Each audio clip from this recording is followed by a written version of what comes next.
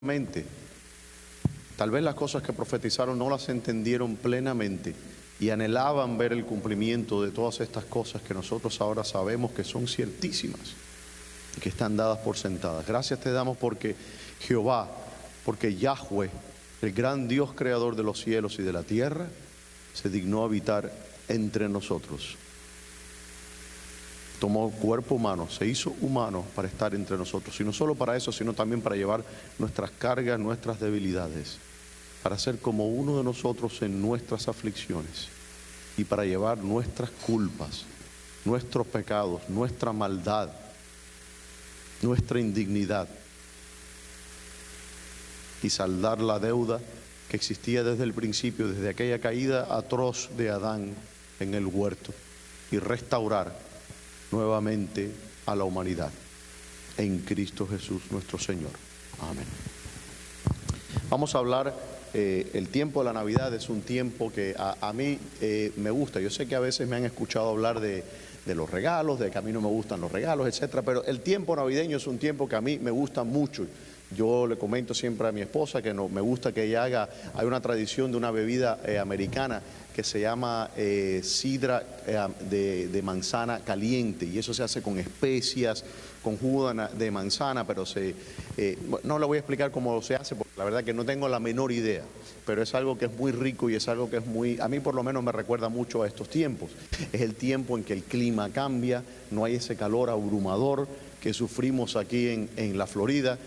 Vemos a familiares y seres queridos que hace tiempo no veíamos. También nos sentimos un poco entristecidos por la pérdida de familiares y seres queridos que ya no están con nosotros y los extrañamos. Es un tiempo también donde muchas personas se deprimen por el cambio de la hora, por el cambio, la disminución del día, de las horas de día, de luz. Pero es un tiempo que en general podemos decir que es un tiempo bonito. Incluso las personas del mundo celebran y como que es lo que llaman el mundo del espíritu navideño. No sé bien qué significa eso del espíritu navideño, pero me sospecho que tenga que ver con las luces, con los adornos que ponen en las tiendas, con las supuestas rebajas y las liquidaciones que hacen en las tiendas, que no son rebajas ni liquidaciones, pero las personas se creen eso. Y está bien todo eso, pero la pregunta que nos debemos de hacer nosotros como cristianos es, ¿y qué hacemos nosotros con todo esto? ¿Qué estamos celebrando? ¿Qué significa la Navidad? ¿Cuál es el punto de la Navidad? ¿Es eso nada más? ¿Un arbolito con luces en nuestras casas? ¿Que los familiares vengan y nos intercambiamos regalos? Ese es el sentido de la Navidad. ¿Así celebraban la Navidad los primeros cristianos? ¿Cómo celebraban la Navidad los primeros cristianos? ¿Qué significaba la Navidad por los últimos, vamos a decir, los 1500 años de historia antes de que ocurriesen los cambios que ocurrieron durante la Reforma Protestante, donde se empezaron a sentar las bases de la celebración de la Navidad como la vemos hoy día? ¿Qué significado tenía para los cristianos en los tiempos anterior a eso? Y vemos que era algo completamente diferente a la forma en que se celebra la Navidad en nuestros tiempos. El título de este mensaje es Emmanuel, Dios con nosotros. Emmanuel, Dios con nosotros. Y yo quiero que usted interiorice un poco esa palabra, Emmanuel, y el significado que tiene. Debemos haber tal vez cantado hoy, hermano, el himno oh ven, Rey Emmanuel. Y es importante, ¿por qué? Porque ¿qué significa que Dios está con nosotros? Dios está con nosotros, pero en una forma especial. Dios está con nosotros en una forma humanada. Dios se hizo hombre. Dios se hizo ese bebé. Y una cosa que yo a veces lo pienso y simplemente es algo para mí impensable, que Dios, el creador de los cielos y de la tierra, aquel Dios que en el principio dijo hágase, y por el poder de su voz fueron creados los cielos y los billones de galaxias que existen y las leyes de la física y todas las cosas, que ese mismo Dios ahora está en un pesebre, en una cueva en Belén. Es algo increíble. Vamos conmigo a Juan capítulo 14. Vamos a ir a Juan capítulo 14. 14 verso 15. al 17. Dice, si me amáis, guardad mis mandamientos, y yo rogaré al Padre y os dará otro consolador para que esté con vosotros siempre, el Espíritu de verdad, el cual el mundo no puede recibir porque no le ve ni le conoce, pero vosotros le conocéis porque mora en vosotros y estará en vosotros. No os dejaré huérfanos, vendré a vosotros. Eso es algo que es la verdad más profunda del Evangelio, que Dios desea tener comunión con nosotros. Cualquier persona o cualquier doctrina o enseñanza que enseñe lo opuesto a esto, a la realidad de que Dios desea tener una comunicación, una koinonía. En el sentido, le digo la palabra griega porque en el español lamentablemente no tenemos una palabra que adecuadamente traduzca lo que signifique eso. Una intimidad con nosotros. Dios desea tener una conversación con nosotros. No ser simplemente un Dios distante, un Dios que simplemente se adora en el altar, pero se queda en el altar. No, un Dios que como comentaba la hermana, dice que Dios está con ella. Cuando se está bañando, Dios la baña. Cuando está comiendo, Dios está ahí. Cuando estamos yendo para el trabajo, Dios con nosotros. Eso es lo que significa Emmanuel, Dios con nosotros. Y Dios, ¿qué pasa? Tiene que haber una condescendencia divina para el hombre poder ser salvo. Nosotros no podemos llegar a Dios, pero Dios sí se puede y quiso venir a nosotros. El que entiende esto podrá entender el misterio de la creación y de la redención. Si usted no entiende esto, usted no va a entender por qué Dios creó el universo. Va a ser para siempre un misterio para usted. ¿Por qué creó Dios el universo? ¿Por qué creó esta complejidad? ¿Por qué creó la belleza que existe y que podemos observar en las leyes físicas, en las leyes matemáticas? ¿Por qué creó tanta belleza en el mundo? ¿Por qué vemos cuando sale el sol en la mañana en una playa o cuando está atardeciendo y poniéndose detrás de unas montañas y uno queda inspirado con una belleza, con algo que no puede describir, que tiene que ser descrito de una manera poética? ¿Por qué? ¿Por qué tiene que existir la belleza? ¿Por qué existe la belleza? Y la razón es porque Dios quiere tener intimidad con usted. Dios quiere tener una relación con usted. Porque si ese no fuera el caso, hermanos, la poesía no existiera. No existieran las artes, no existiera la belleza, no existiera el amor. No existiera el amor de los padres hacia los hijos, del esposo hacia la esposa. Ninguna de estas cosas cumple una función fuera del hecho de que Dios es Emmanuel. Dios está con nosotros. Y que dice en el 18, no os dejaré huérfanos, vendré a vosotros. Dice que Dios crea en el principio el universo como un templo para sí. En Génesis capítulo 1 vemos algo interesante. Vemos un paralelo que se ve después en Reyes cuando Salomón construye el templo. Que vemos que la presencia de Dios estaba en el Santo de los Santos. Y el Santo de los Santos era aquel lugar pasando la cortina del templo donde había absoluta oscuridad. Y estaba allí el arca del Señor. Y del otro lado del velo había un altar del incienso. Y aquel velo se traspasaba solamente una vez al año, cuando el sacerdote venía a ofrecer el incienso y ofrecer la sangre del cordero para expiación de los pecados del pueblo. Pero vemos un paralelo en Génesis capítulo 1, cuando Dios crea el universo como un templo para sí. Y vemos que el Espíritu de Dios, dice, se movía sobre la faz de las aguas. Y habían densas tinieblas y había oscuridad. Y Dios dijo, sea que la luz. Y en el principio, ya vemos desde el principio de la creación, Dios nos está dando detalles, Dios nos está dando indicios de lo que iba a ocurrir, de la intimidad que Él deseaba tener con el hombre. ¿Por qué? Porque vemos en el capítulo de Juan que aquella luz vino a morar con los hombres. Porque Cristo es la luz de Dios, Él es Dios, Él es luz. Dios es luz y no hay ninguna tinieblas en Él. Y desde el principio de la creación vemos el Espíritu Santo en aquella oscuridad, de la misma manera que estaba la presencia de Dios, el Shajina de Dios, detrás del templo, en el arca, en oscuridad también. Vemos nuevamente eso se repite en el sacrificio de nuestro Señor Jesucristo en el Gólgota, donde hubo oscuridad en la tierra por 3 horas. Que cubrió en la oscuridad la tierra, cuando el Señor Jesucristo entró a ofrecerse a sí mismo como sacrificio, siendo él mismo también sacerdote, para el Señor. Aquello era un paralelo exacto con el sacerdote entrando en la oscuridad del templo detrás de la cortina para ofrecer el sacrificio expiatorio por el pueblo. Y cuando ya se habían cumplido todos los ritos, el sacrificio del cordero se había rociado con hisopo, el arca, el incienso, el altar, todas aquellas cosas, salía entonces el sacerdote con sus manos llenas de sangre y salía al pueblo, que el pueblo estaba expectante. ¿Se acuerdan? Silencio había afuera, estaba el atrio del templo lleno de personas, repleto de personas, hombro con hombro, codo con codo, esperando, ansiosos para ver si Dios había aceptado el sacrificio expiatorio, para ver si los pecados del pueblo habían sido lavados. Y salía aquel sumo sacerdote, el templo se abría, salía el humo del incienso y salía sus manos manchadas de sangre, la sangre del cordero, y decía: ¿qué cosa? Consumado es. De la misma manera vemos en la oscuridad de Gólgota que el Señor Jesucristo, después de haber entrado al cielo de los cielos, traspasado los cielos, traspasado la oscuridad del velo, haberse puesto a sí mismo como sacrificio, sale nuevamente, y cuando termina el sacrificio desde la cruz, ¿qué dice? Consumado es.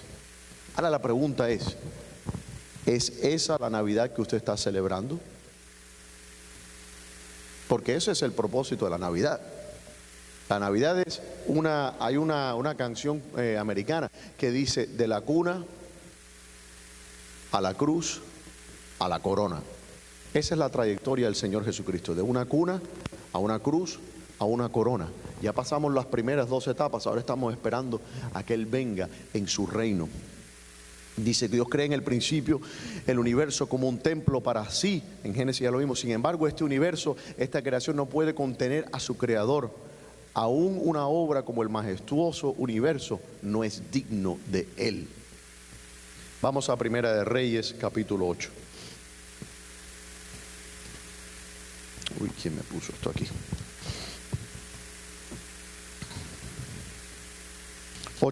Capítulo 8, 27. Que dice: pero ¿es verdad que Dios morará sobre la tierra? He aquí los cielos de los cielos no te pueden contener, cuanto menos esta casa que yo he edificado. ¿Quién dice esto? Salomón, después de haber construido el templo de Dios. Dios no habita en templos hechos de manos de hombre.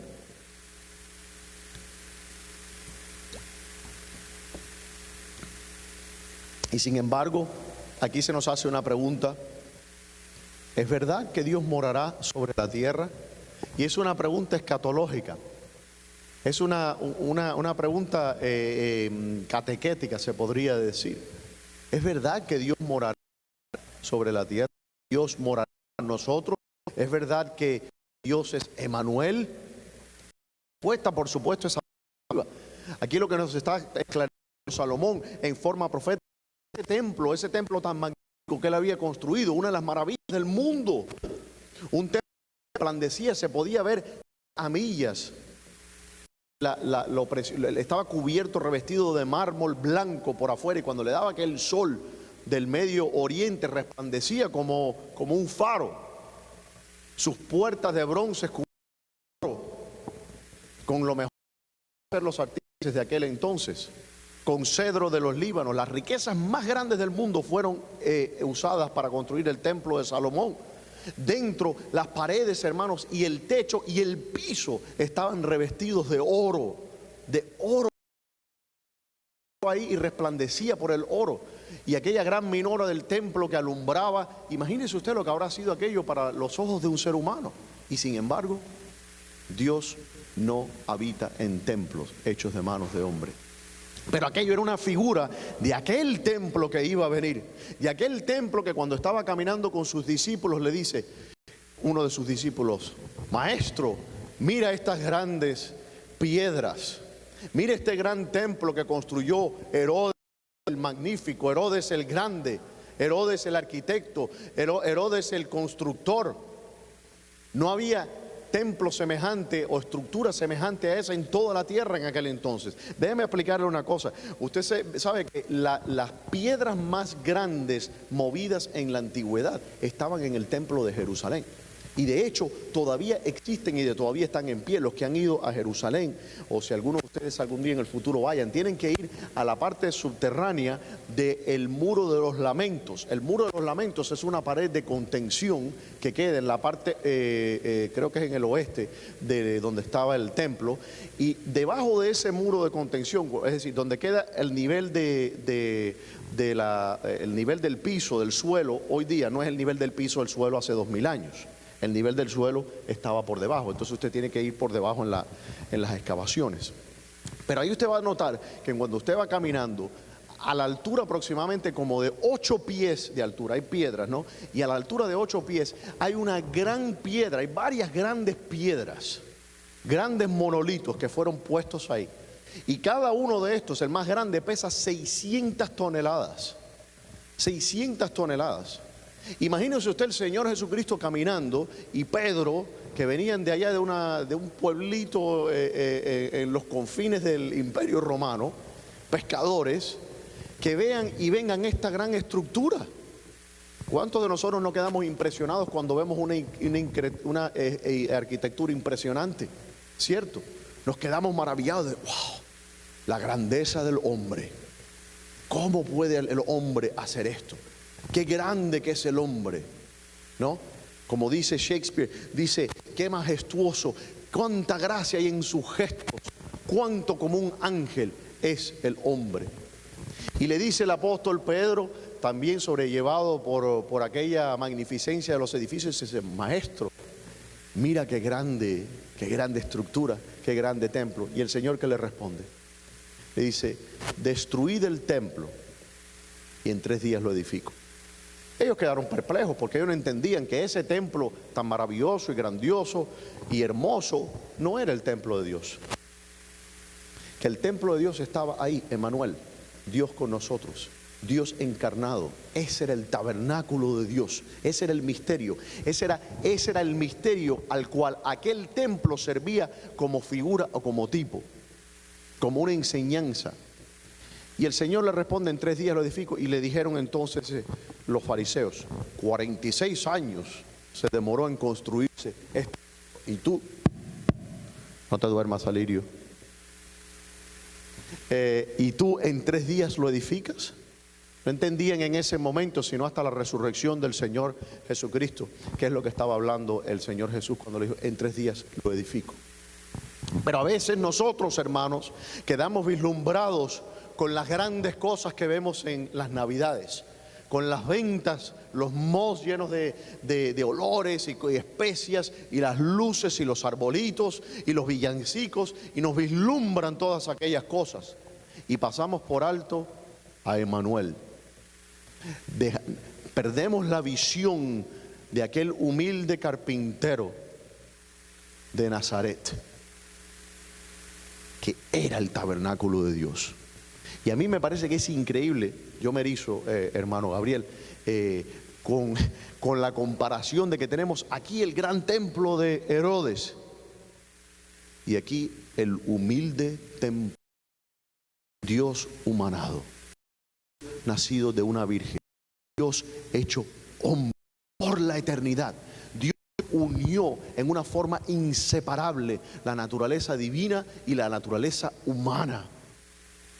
Tanto así que Atanasio, aquel gran defensor de la doctrina de la Trinidad, claro que dice que Dios se hizo hombre para que el hombre pudiese ser Dios.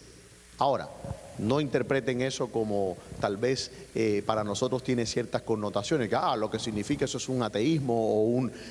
no, lo que quería decir Atanasio es que Dios se hizo hombre para que el hombre pudiera tener la misma naturaleza que el Señor.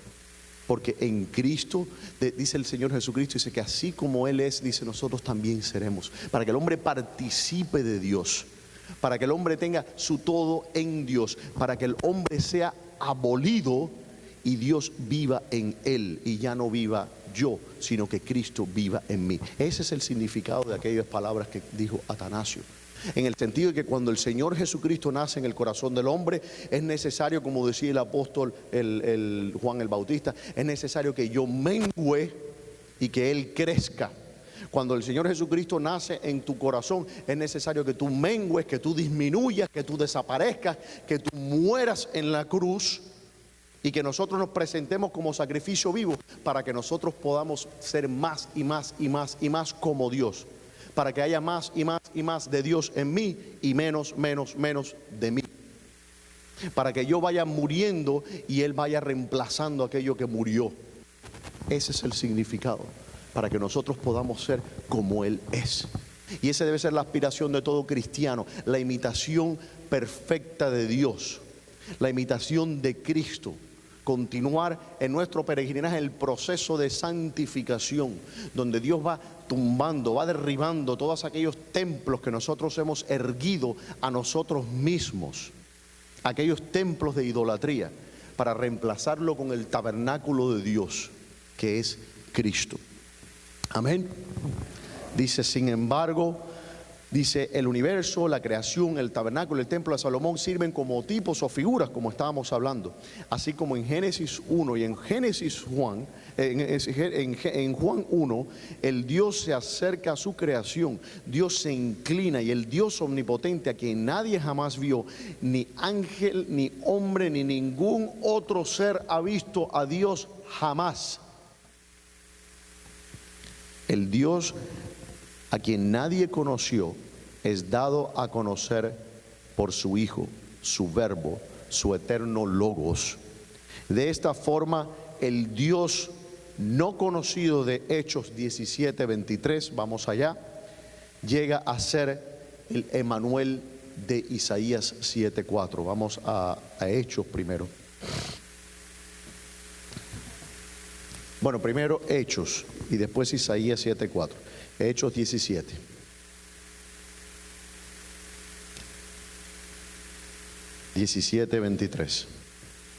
Dice, porque pasando y mirando vuestros santuarios, esto es el apóstol Pablo está visitando Atenas, donde él fue a predicar el evangelio, y no tuvo mucho éxito entre los atenienses, no tuvo mucho éxito entre los sabios de este mundo, entre los filósofos, entre los científicos. Ellos de hecho se burlaron de él y de la doctrina que él traía.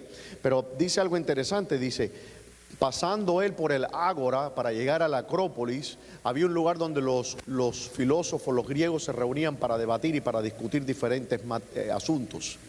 Pero para pasar allí había un altar a cada uno de los dioses que conocían los griegos. Está todo el panteón de los griegos. Pero al final había un altar que no tenía una imagen encima.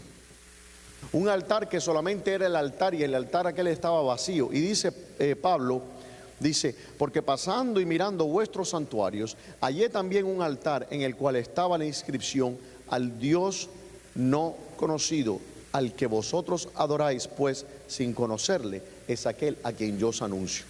Y los griegos tenían un altar donde se le ofreciese por si las moscas, y existe un Dios al cual nosotros no estamos adorando, vamos a ofrecerle también incienso a este Dios. Y dice Pablo, ese es el Dios, ese es Emanuel, ese es el Dios que ustedes deberían de estar adorando. Entonces tenían todo este panteón de dioses paganos que no son otra cosa sino demonios. Hoy vamos a participar de la Santa Cena. Y recordamos que el apóstol Pablo nos hace el anuncio y dice que no podemos participar, dice, de la copa de los demonios y de la copa del Señor.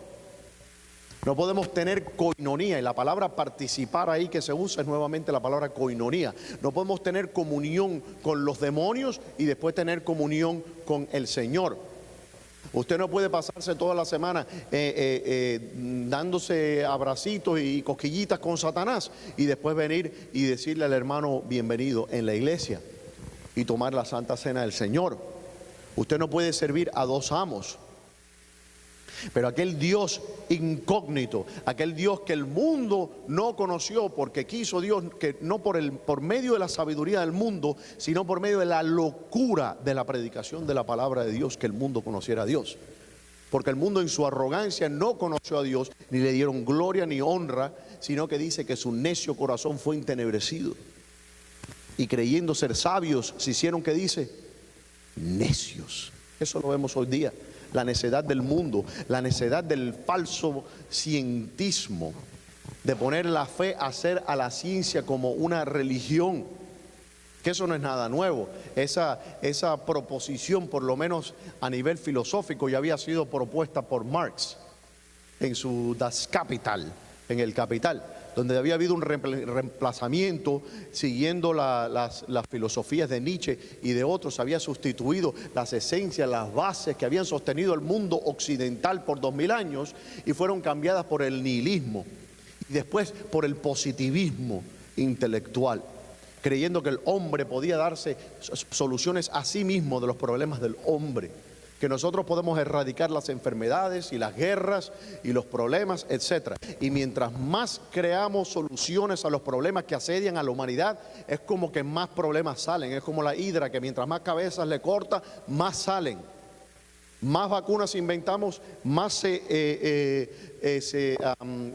variaciones ocurre a nivel genético en las bacterias, en los virus, en lo que sea, y más hay. Más antibióticos creamos, más resistencias crean los patógenos a los antibióticos. Más curas encontramos a diferentes cánceres, aparecen cánceres que no existían, o cánceres que son resistentes a nuestras drogas. Más soluciones diplomáticas, más Naciones Unidas, más pactos entre las naciones, más armas que tengan soluciones tácticas, etc. Más guerras, más conflictos. No se esperaba ver un conflicto en Europa después de la última guerra mundial. Si usted hubiera dicho hace 10 años atrás que iba a haber un conflicto en Europa hoy día, las personas se hubieran reído en su cara. Pensarían que usted estaba loco. La guerra que supuestamente iba a terminar todas las guerras, esa fue la Primera Guerra Mundial. La guerra para terminar todas las guerras. Así se llamó la Primera Guerra Mundial. En el 1918 terminó con la armistía. Y fue la causa de la Segunda Guerra Mundial. El barco inundible se hundió en su primer viaje, el Titanic. Entonces usted está viendo ahí cómo va la cosa con las soluciones del hombre. El sistema económico más justo del mundo, el comunismo, ha causado más muerte que todos los otros sistemas puestos juntos. Estamos hablando de más de 100 millones de personas han muerto y siguen muriendo por el comunismo. ¿Por qué? Porque cuando usted desentrona a Dios de donde tiene que lugar, cuando usted en ese pesebre donde está el Señor, usted saca al Señor y pone cualquier otra cosa, ahí es donde el diablo toma el poder. Y la pregunta es, ¿dónde está el Señor Jesús en esta Navidad? En su casa, en su familia, en su corazón. Está viendo que las soluciones del hombre no funcionan. Sus soluciones personales no funcionan. No funcionan. No siga tratando. Ya usted ha probado por cuántos años ha tratado de hacer las cosas a su propia manera. ¿Y cómo le han salido? Le pregunto. Pregunta retórica. No me conteste. De hecho, es una pregunta que los psicólogos siempre preguntamos a los pacientes. Cuando el paciente dice, no, estoy haciendo, le decimos, ¿y cómo está funcionando eso? Es una pregunta retórica para causar pensamiento. No le estoy diciendo a la persona, te está yendo mal, te estoy preguntando, ¿y cómo te va con esa perspectiva o esa solución que tú has tomado? ¿Te va bien? No, te va atroz. ¿Por qué? Porque hay un camino, hay una verdad. Y usted puede decir, no, pero lo que usted quiera. Hay una verdad y un camino. Hay un pesebre, hay un Señor, hay un Emmanuel, un Dios y Padre y un mediador entre Dios y los hombres. Pare de buscar, pare de inventar cosas. Volvamos a las raíces, a los fundamentos de la Navidad. Vimos en Hechos 17, ahora vamos a ir a Isaías 7:4. Isaías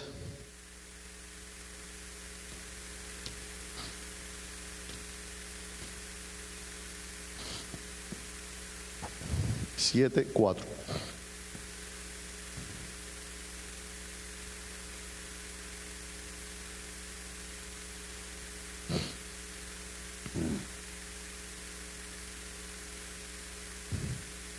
No es 7:4, es 7:14. Dice, por tanto el Señor mismo os dará una señal. He aquí que la Virgen concebirá y dará a luz un hijo, y llamarán su nombre Emmanuel. Imagínese usted qué profecía. Pero nótese algo, dice Acaz, Dice, el Señor le había dicho a ese rey, dice, pídeme una señal. Y Acaz no quiso pedirle una señal al Señor. Y Dios le dio una señal que era no solamente la solución a los problemas de Acaz, sino la solución a todos los problemas de la humanidad. Porque todos los problemas de la humanidad que existen y todos los problemas personales que usted tenga, todos son resueltos en la cruz. No me importa qué índole sea el problema, sean financieros, sean de salud, sean psicológicos, sean de problemas de discordia en la familia, sean de dolor por pérdida de un ser querido, sean de acoso del demonio, sean de que usted está en una ansiedad o en depresión. Todas esas cosas usted tiene solución en la cruz. Lo que pasa es que no está yendo allá, que usted está buscando muchos otros recursos para solucionar sus problemas, que usted está poniendo su fe y su confianza en los recursos que usted tiene disponibles, en sus propios méritos, en sus obras. Usted está muchas veces decimos, no, nosotros no confiamos en las obras. Bueno, pero sí, porque si le estás pidiendo al Señor, dice, sí, pero tengo que hacer esto, entonces estás poniendo más confianza en tu solución que en la solución que es en Cristo. Amén. Y autoanalícese, hermano. Tome este momento para reflexionar. Tome este momento para decir cuántas veces cuando he estado en temor, y Satanás sabe, y el Señor permite que Satanás te zarandee, como zarandeó a los discípulos y como zarandeó a Job, para ver a dónde tú confías. Job hasta el final de cuentas no entendió la situación con Dios. Job no sabía lo que estaba pasando con Satanás en el cielo. Job no veía esa guerra. La semana pasada estuvimos hablando de la guerra espiritual. Hay una guerra espiritual en este momento por tu alma. Tú no la ves. Tú no la ves. De la misma manera que Job no entendía por qué le estaba pasando. ¿Por qué? Porque Job no estaba sentado al lado de Dios y Satanás cuando Satanás estaba tentando a Dios y cuestionando la dignidad de Dios. Porque Dios le dice, ¿conoces tú a mi siervo Job? Y le dice, ¿qué le dice Satanás? Satanás cuestiona la omnisciencia de Dios, como si tú no lo conoces. Tú, omnisciente, tú no lo conoces. Quítale esto y vas a ver cómo te maldice. Básicamente, ¿qué es lo que está enfrentando Satanás? La omnisciencia de Dios. Le está diciendo al Señor que sus ovejas no conocen su voz. Le está diciendo a Satanás, al Señor. Satanás le está diciendo al Señor. ¿Y qué le dice el Señor? Haz lo que quieras. Y vas a ver que ese es mi hijo y que mis hijos escuchan mi voz y responden. Y en todas las cosas dice, no pecó Job. En ninguna cosa no maldijo al Señor. Estaba triste, estaba con depresión, ansioso, pero no pecó. No entendía, y él lo dice, no entiendo. Los amigos de él sí entendían perfectamente, le daban todas las explicaciones. Ahí vinieron los teólogos. No, venga, yo te explico. El problema es que tú tienes que entender que, y empezaron con todos sus grandilocuentes términos teológicos para explicar lo que le estaba pasando a Job. Ellos tampoco entendían, porque ellos tampoco sabían lo que había ocurrido en el cielo, en el diálogo y la conversación que había tenido Dios con Satanás. Pero al final de cuentas se da cuenta Job y dice, es que yo no tengo que entender, sino que yo tengo que confiar. Dios no quiere que tú entiendas, Dios quiere que tú creas. Mis hijos, cuando yo los regaño o les digo, o voy a cepillarte los dientes, ellos no entienden, ni yo espero que ellos entiendan, porque no pueden entender, porque son niños. Yo sé que muchas veces aquí en Estados Unidos dicen, no, a los niños no hay que pegar, a los niños hay que hablarle. Sí, yo entiendo esto hasta cierto punto, pero la realidad es que hay ciertas edades donde los niños no entienden lógica, ¿ok? La corteza cerebral aún no se ha desarrollado, no ha desarrollado las capacidades de poder entender ciertas cosas. Los lóbulos frontales, que es la última parte en el cerebro, en el cuerpo humano en desarrollarse, todavía no están formados, no tienen la complejidad necesaria para entender ciertas cosas. Pero el niño entiende un chancletazo bien dado en su momento, eso sí lo entiende rapidito. Eso lo detecta el sistema central nervioso autonómico y sale corriendo el niño y se porta bien. Eso y entra en caja. Él no tiene que entender. Él va a entender cuando él sea un hombre. Y va a pasar que va a decir, gracias papá y mamá por la correa.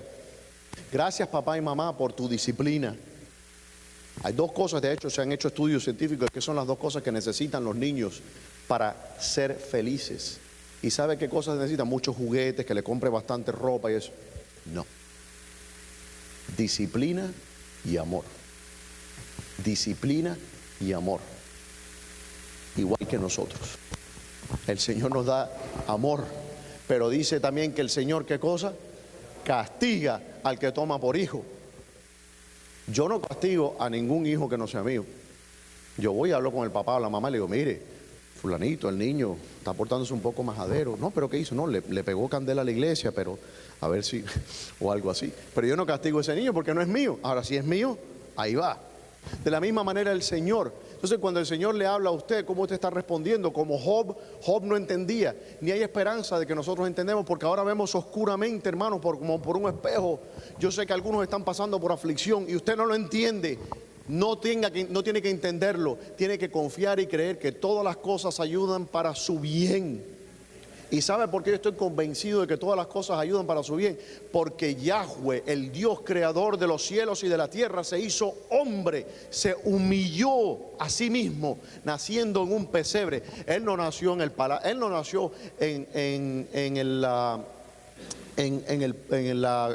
¿cómo se llama? La cima o el monte Palatino en Roma. No lo vistieron de púrpura cuando nació y lo declararon emperador del mundo. Nació en un pesebre.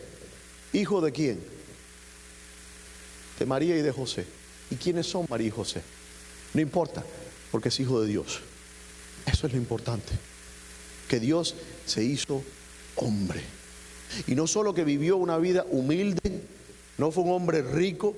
Dice, las zorras del campo tienen dónde poner su cien. Y dice, pero el Hijo del Hombre no tiene dónde acostarse, dónde poner su cien. Lo importante es que el Señor se humilló. Y no solo eso, sino que murió una muerte atroz. Y no puede ser que un Dios que haya hecho eso no me ame. No puede ser que un Dios que se entregó a sí mismo para morir, no puede ser que ese Dios no entienda mi dolor. No puede ser que ese Dios que descendió y se humilló hasta lo más profundo y fue hasta el infierno por mí, no puede ser que ese Dios no escuche mi oración. No puede ser que ese Dios sea indolente a mi prueba. Por supuesto que lo es. Por supuesto que lo entiende, no que es indolente. Por supuesto que Dios nos entiende, por supuesto que Dios nos ama. De eso no puede haber duda, hermanos. Yo me acuerdo que mi papá, hace muchos años, él está sentado ahí en el fondo, pero hace muchos años él me mandó, yo estaba en Cuba en aquel entonces, el poema de las huellas. ¿Cuántos conocen ese famoso poema de las huellas? ¿No lo conocen? El hermano Alirio lo conocen, un poema muy bueno. Búsquenlo después, pregúntenle al profesor Google y él le va a enseñar el poema de las huellas. Y hay una parte en ese poema que es un poema anónimo, no se sabe quién lo escribió, pero dice que había unas huellas y es un caminante que está teniendo un diálogo con el Señor. Y dice, mientras yo caminaba en mi vida, dice, Padre, vi que tus huellas estaban siempre conmigo. Estoy parafraseando el poema, por supuesto. Dice, pero vi que había momentos en mi vida de trance y de dolor. Y cuando miro al pasado y veo la trayectoria de las huellas, veo que en esos momentos de trance y dolor solamente vi unas huellas. No vi dos pares de huellas. Y le pregunto, ¿dónde estabas tú en aquellos momentos difíciles? ¿Dónde estabas tú cuando yo estaba padeciendo? Cuando más te necesitaba, no veo tus huellas al par mío. Y le dice, hijo mío, y dice, yo siempre estoy contigo y yo te amo. Y dice, las huellas que viste, dice, no eran tuyas, eran las mías. Porque en esos momentos de dolor y de angustia, yo te llevaba entre mis brazos. Esa es la realidad del cristiano. Esa es la realidad, no de los que no son hijos de Dios. Esa no es la realidad del mundo. Pero si usted es un hijo del Señor, en los momentos más difíciles de su vida, el Señor lo tiene apachurrado a sí mismo. Le está dando un abrazo. Está caminando con usted. Aunque ande en valle de sombra y de muerte, no temeré mal alguno. Tu vara y tu callado me infundirán aliento. El ser cristiano no significa que no vas a pasar por valle de sombra y de muerte. El Señor Jesucristo pasó por el valle de sombra y de muerte.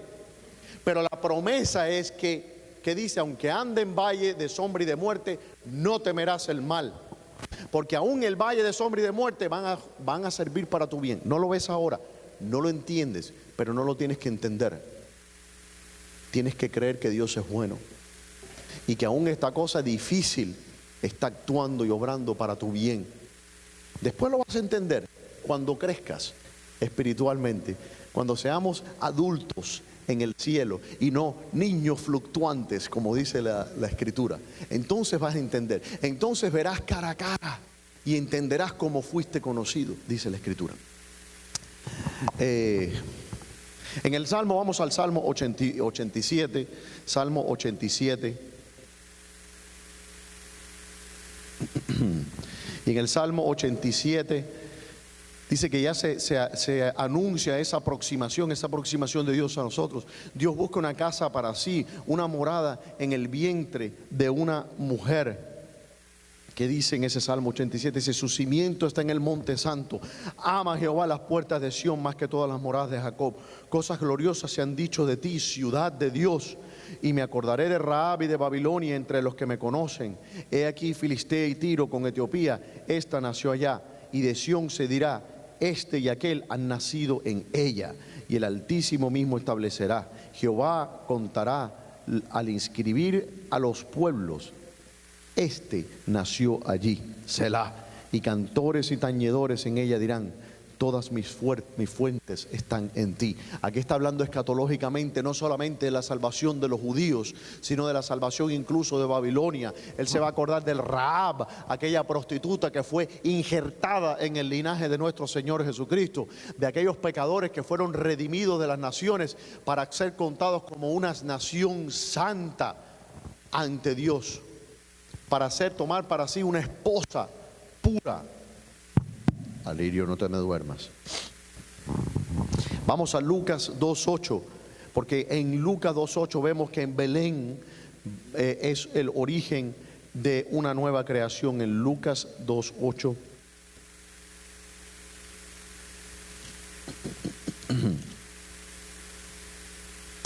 Había pastores en la misma región que velaban y guardaban las vigilias de la noche sobre su rebaño. Y aquí se presentó un ángel del Señor, y la gloria del Señor les rodeó de resplandor, y tuvieron gran temor.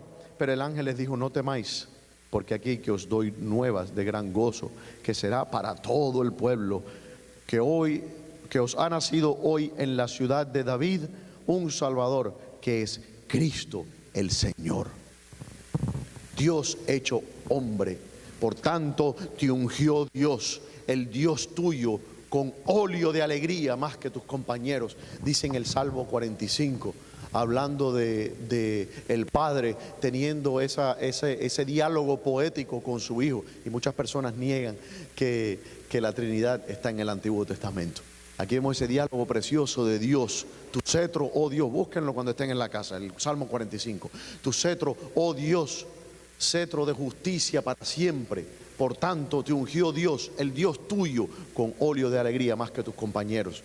Un mensaje escatológico hablando del Señor Jesucristo. Cristo es el templo de Dios. En Cristo, en aquel pesebre, en Belén, estaba el tabernáculo de Dios. Belén, ¿qué cosa significa? Bethlehem significa la casa del pan. La casa del pan. Eso nos recuerda aquello, el pan de la propiciación, el pan que en hebreo significa el pan de la presencia. Habían panes, ¿se acuerdan? En el templo, una de las cosas, en el inmobiliario del templo teníamos a la izquierda una minora y a la mano derecha nos encontramos con un pan, y ese pan se cambiaba todos los sábados. Y los sacerdotes comían, participaban de ese pan. De hecho, el rey David, se nos dice en la Escritura, que cuando tuvo hambre comió de esos panes. ¿Qué representaban esos panes? Aquello era figura del Señor Jesucristo. Aquel pan de la presencia. Dios estaba presente, y cuando uno comía de aquel pan era comunicada la naturaleza del Señor en forma tipológica y simbólica. De la misma manera que nosotros somos el cuerpo de nuestro Señor Jesucristo. Esto no es un título poético, esto es algo ontológico. Nosotros somos literalmente el cuerpo de nuestro Señor en la tierra. Su iglesia es su cuerpo. Usted es un tabernáculo chiquitito, porque Él es el gran tabernáculo, y nosotros somos tabernáculos porque estamos en Él, y por eso somos reyes y sacerdotes. Ya buscamos, le dije, Colosenses ¿Les dije 2:9? ¿Les dije? No dije. ¿Y cómo es posible que ustedes no lean mi mente? Nos ahorraríamos mucho tiempo. Colosenses 2:9 dice, porque en Él, ¿ok? En Él, ¿en quién? En Cristo habita corporalmente toda la plenitud de la deidad. En Cristo habitaba la plenitud de la deidad como nunca habitó en el templo de Salomón ni en el templo de Herodes. En Cristo habita la plenitud de la deidad, la esencia misma de la divinidad. Cuando usted veía a ese carpintero de Nazaret, usted estaba viendo a Dios, a Yahweh, caminando entre los hombres, morando entre nosotros. Comenzamos con ese versículo: ¿morará Dios en la tierra? Sí, y volverá a morar cuando Él regrese. Y nunca más se separará de nosotros. Estaremos con Él siempre, como las ovejitas o como la gallinita, dice Él mismo usando sus mismas palabras. Él nos va a agarrar como las gallinas, pone a los pollitos debajo de sus alas, y vamos a estar acurrucaditos nosotros sus hijos con el Señor Jesucristo. Y toda tristeza y toda angustia que usted está pasando por este momento va a tener su culminación y su sentido en ese día. Y usted va a entender el porqué de muchas cosas y de muchas razones que a lo mejor usted en la oscuridad de su casa, cuando pone su cabeza sobre su almohada y se pregunta: ¿por qué, Dios mío? ¿Por qué, Señor? ¿Por qué esta angustia? En ese día usted va a entender por qué. Y más, va a entender que valió la pena aquel por qué. Valió la pena aquella situación por la que usted estaba pasando. Valió la pena. Y en ese día usted va a decir: ojalá pudiera volverlo a hacer 100 veces más, porque valdría la pena. Ahora no lo vemos porque tenemos una visión limitada. Tenemos miopía espiritual. Como estaba hablando la semana que viene, como estaba hablando la semana pasada, no vemos la guerra espiritual que está alrededor nuestro, hermanos. El diablo es real, los demonios son reales. Y todas estas cosas ocurren, lo que usted no las ve. El Señor en su divina gracia nos protege para que no veamos estas cosas. Pero eso está pasando en este momento en el mundo. Allá afuera, si no fuera por la gracia y el poder del Espíritu Santo, hay legiones de demonios que quisieran destruirnos en este momento. ¿Usted no cree eso? Amén. Pero no tenga miedo, porque no pueden contra nosotros. Las puertas del Hades no pueden encontrar la iglesia. La iglesia es una iglesia victoriosa, una iglesia con poder, porque usted es templo de Dios. Apocalipsis 21:22.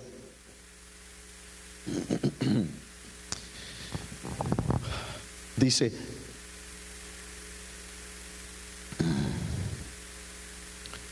dice, y no vi en ella templo, porque el Señor Dios Todopoderoso es el templo de ella y el Cordero.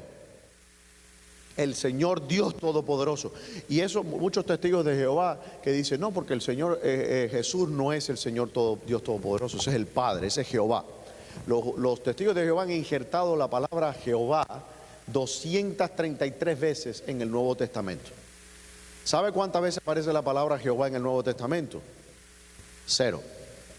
No se usa el nombre de Jehová en el Nuevo Testamento. Sí se usa el nombre de nuestro Señor Jesucristo, porque Él es aquel Jehová que de oídas habíamos oído, pero ahora nuestros ojos lo ven. Este es el Dios humanado. Y Él mismo nos dice en los primeros capítulos de Apocalipsis, para los que tengan duda de la divinidad de nuestro Señor Jesucristo y los que crean esas blasfemias: cuidado, hermano, con esas doctrinas, porque vienen con mucha sonrisa y con muy buenos modales. El diablo se presenta como ángel de luz. El diablo no va a presentarse con cuernos y con azufre y con pestilencia porque usted sale corriendo. El diablo es más sabio que Daniel y viene con sutilezas de la dialéctica y con retórica. Y si usted se pone a escuchar mucho al diablo, lo va a convencer.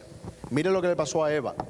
Eva no tenía que haber hablado con aquella serpiente, pero se sentó a hablar con la serpiente como si estuviera hablando con una comadre. Y ya sabemos cómo terminó la cosa. Usted no tiene que tener conversación con ciertas cosas, hermano, porque lo van a contaminar. La fe viene por el oír, pero el pecado también. Bienaventurado el varón que no anduvo en consejo de malos, ni en silla de escarnecedores se ha sentado. No se siente para escuchar, yo no lo creo, pero bueno, es mi amigo, entonces lo escucho. No escuches, porque tú no eres inmune y tú tienes una carne que está combatiendo en contra tuya y por supuesto que te va a contaminar. Amén. Y vemos que dice en el libro del Apocalipsis, dice el versículo 1:8, yo soy el alfa y el omega, el principio y el fin, dice el Señor, el que es y que era y que ha de venir, el Todopoderoso, el Shaddai del Viejo Testamento. Ese es nuestro Señor Jesucristo. Y el que niegue la divinidad del Señor Jesucristo es anticristo, dice la Escritura. Y hay muchos de esos, hay muchos anticristos que han salido, dice el apóstol Juan. En el pesebre, dice nosotros, el nosotros de Emmanuel, el Dios con nosotros, es el pesebre de ese corazón, hermano. Es interesante, no podemos, yo sé que estoy ya con la hora y me he extendido, pero déjeme ver por qué. Sí, vamos a terminar aquí, vamos a pasar a la Santa Cena, pero voy a terminar con esto. El pesebre es importante porque el Señor nace en un pesebre. ¿Qué es un pesebre? Un pesebre es un lugar donde se ponían a los animales en la noche para protegerlos de los depredadores, del frío, donde había su comida. Los pesebres no eran el lugar que usted ve en las Navidades, que usted ve a lo mejor en Macy's o en Publix, o en su casa, donde tiene un precioso arbolito alumbrado y tiene un pesebre y una virgen con los vestidos limpios. No. El pesebre es un lugar apestoso, hediondo, sucio. Hay estiércol de animales, hay animales sucios. No sé cuántos de ustedes han tenido la oportunidad de ir al campo. Yo sé que ninguno de ustedes, que todos desde que vinimos a los Estados Unidos, yo no saber qué cosa es ser vaca. Vaca, yo vaca comer de Publix, ¿no? Pero aquellos que nosotros conocemos, ¿usted se ha acercado alguna vez a oler a una oveja? ¿Usted sabe a qué huele una oveja? No le voy a describir a lo que huele una oveja. Y ahí estaba el Señor Jesucristo. Ahí nació. Yo no pondría a mi hijo en un pesebre. ¿Cuántos de ustedes pondrían a su hijo en un pesebre? El Hijo de Dios nació en un pesebre porque no había lugar para él. Pero usted sabe por qué nació en el pesebre. ¿Qué representa el pesebre? El pesebre es su corazón, hermano.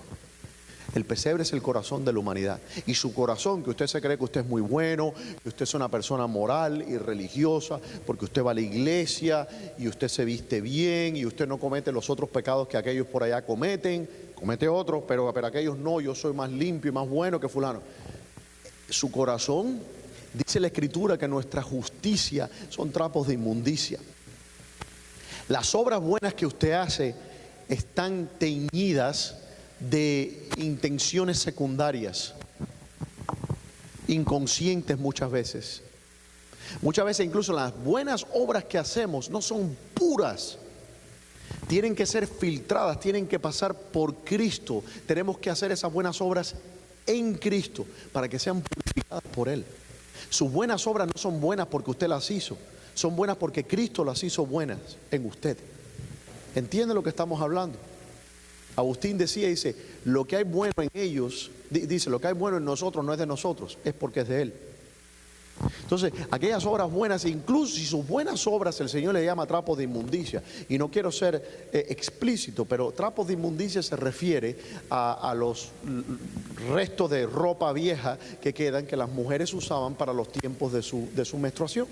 Y en el Antiguo Testamento, bueno, eso antes de los tiempos modernos, las mujeres usaban ropas viejas para frenar el flujo de sangre que ocurre naturalmente en la mujer.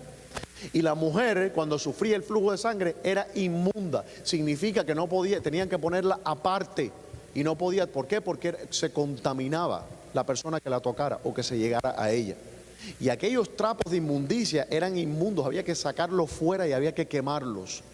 Y el Señor está comparando nuestras buenas obras a eso. Así que nadie tenga, dice, ninguna estima, dice, nadie se estime a sí mismo más alto de lo que debe, sino que cada uno estime al otro como superior a sí mismo. No se crea bueno, hermano. Si hay algo bueno en usted, no es suyo, es del Señor. Su corazón es un apestoso pesebre, y no lo estoy insultando, porque no es su corazón, es el mío. Nuestro corazón, vamos a usar el plural, nuestro corazón es un apestoso pesebre. lleno de animales. ¿Y qué representan los animales? Las pasiones, pecados que nos mueven, la concupiscencia de nuestros corazones, la vanagloria de la vida. Esos son los animales, las bestias irracionales que habitan en nuestro corazón. Pero la luz del mundo entró en ese oscuro y apestoso pesebre de mi corazón para convertirlo en un templo. Yo pienso eso y mire, le digo honestamente que me conmuevo. Para convertir ese pesebre en un templo, para sacar a todos los animales irracionales, para sacar los vicios, los pecados del pasado, de nuestra pasada manera de vivir, para sacar todas las ansiedades y los temores, para limpiarlo, barrer el estiércol, sacar todas aquellas cosas, limpiarlo y erguir un templo digno de nuestro Señor. Eso es lo que significa santificación. Por eso nació el Señor Jesucristo en un pesebre. La semana que viene continuaré hablando de la Navidad. Hasta que se acabe la Navidad seguiremos hablando de estas cosas, pero yo quiero que usted piense en eso y yo quiero que usted enfoque la Navidad en ese sentido, que haga una Navidad cristocéntrica, no Santa Claus céntrica, ni arbolito céntrica, ni regalito céntrica, ni familia céntrica, cristocéntrico. Nosotros estamos celebrando el misterio de la encarnación, que Dios se hizo hombre para salvarlo a usted. Y yo espero que celebremos eso con la reverencia debida a todo eso. Y que cuando usted esté reunido con su familia, se asegure de llevar el enfoque y toda la gloria y la honra a nuestro Señor Jesucristo, que es el único que la merece. Padre Celestial, te damos gracias por este día. Gracias por tu palabra revelada. Gracias por la Navidad, Señor. Gracias porque tú naciste, porque tú viniste a morar con nosotros. Qué alivio, Señor. Qué esperanza tan grande de que tú, oh Dios, has hecho un camino, has puesto una puerta, hay una verdad y hay una vida a la cual tenemos acceso, Señor. Nosotros no podemos, Señor, pero tú hiciste todo. Tú hiciste todo, Señor. Nosotros simplemente lo recibimos por fe y decimos por fe sí y decimos por fe amén. Prepara ahora nuestros corazones, perdona nuestras faltas, Señor, para recibir ahora tu santa cena y tener comunión contigo y unos con otros. En el nombre de Jesús. Amén.